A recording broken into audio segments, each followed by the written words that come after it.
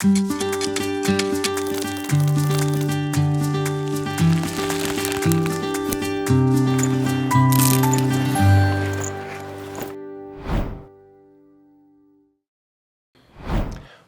to Evangelism FAQ, a Grow video series addressing common fears and misunderstandings about mission. Today's question is, does public evangelism work anymore? Mark, does public evangelism work? Well, you know, it's interesting.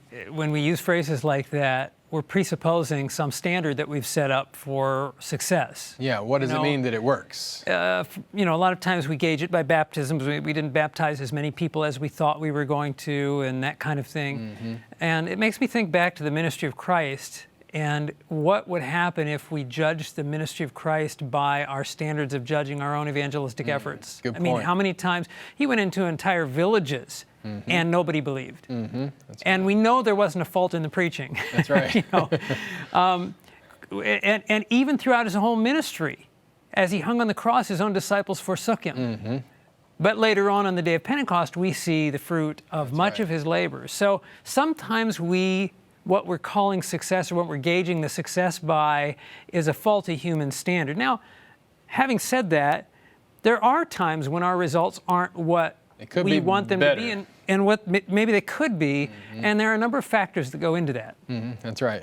I think that one of the biggest mistakes that churches make when it comes to public evangelism is they expect it not to do well. And because they expect it not to do well, they decide, let's not put too much money into this. Let's not put too much time into this. So they decide, because we know it's not going to work. It's not going to work anyway. So let's go ahead and instead of sending out 40,000 flyers, let's send out 5,000 flyers. Yep. That way we don't hurt the budget too much. And then instead of, renting a neutral hall where attendance could be higher and that sort of thing, let's just do it in the church. It's easier. The rooms are there for a children's program, all those types of things. And I know that those are tough decisions and people naturally want to do things that are more convenient.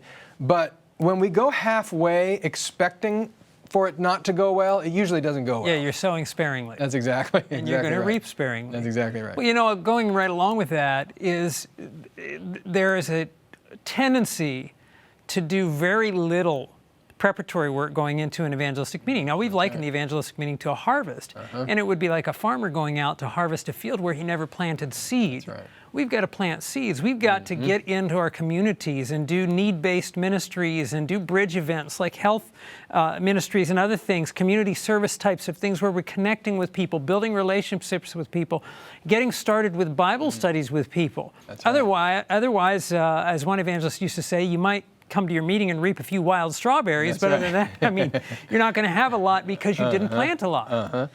I think also during the meeting, there are a lot of things that can be done to improve the results of an evangelistic meeting. We can't just be content to put on a program. That's right. And make sure that the program runs smoothly.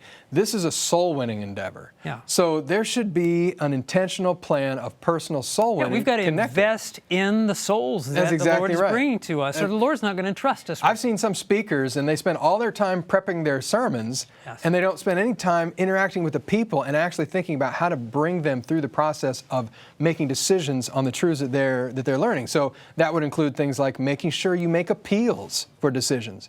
Appeals are critical, and that's one of the reasons why we call public evangelism harvest, is because you're harvesting decisions.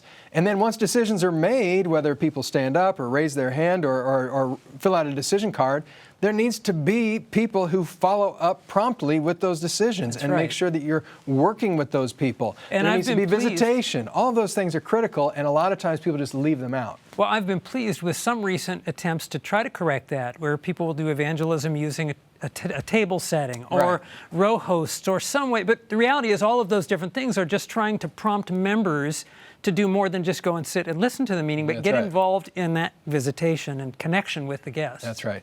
At the end of the day, public evangelism is still one of the best ways that we have to gain decisions for the truth. I think of the Apostle Paul himself, where he says, I kept back nothing that was helpful, but proclaimed it to you, telling the Ephesian elders, and taught you publicly and from house to house. He had a public ministry and a personal ministry, and both of those are still critical. We need to cast the net in every way possible. So we want to encourage you, consider moving ahead with that public evangelistic campaign, because it's still one of the best ways to lead people to decisions for Christ. And may the Lord bless your labors and grow your church.